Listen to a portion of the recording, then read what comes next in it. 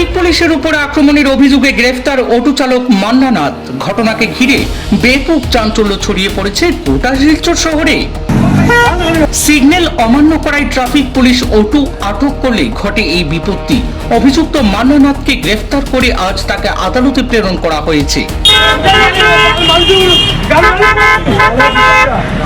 কাছাড় জেলার শিলচর অন্নপূর্ণা ব্রিজের সামনে সিগন্যাল অমান্য করায় ট্রাফিক পুলিশ একটি অটো আটক করলে ঘটনাকে ঘিরে উত্তেজনা সৃষ্টি হয়।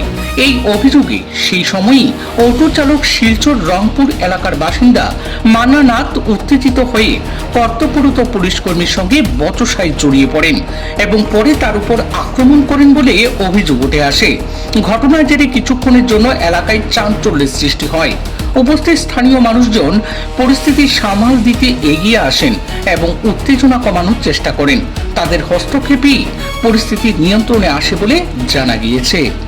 পুলিশ সূত্রে আরও জানা গিয়েছে, ঘটনার পর অভিযুক্তকে থানায় নিয়ে গিয়ে প্রয়োজনীয় আইনি প্রক্রিয়া সম্পন্ন করা হয়। এদিকে আজ তাকে আদালতে প্রেরণ করা হয়েছে বলে জানা গিয়েছে। পুরো ঘটনাকে কেন্দ্র করে গোটা এলাকায় কিছু সময়ের জন্য উত্তেজনা তৈরি হলেও বর্তমানে পরিস্থিতি অনেকটাই স্বাভাবিক রয়েছে বলে সূত্রের খবর।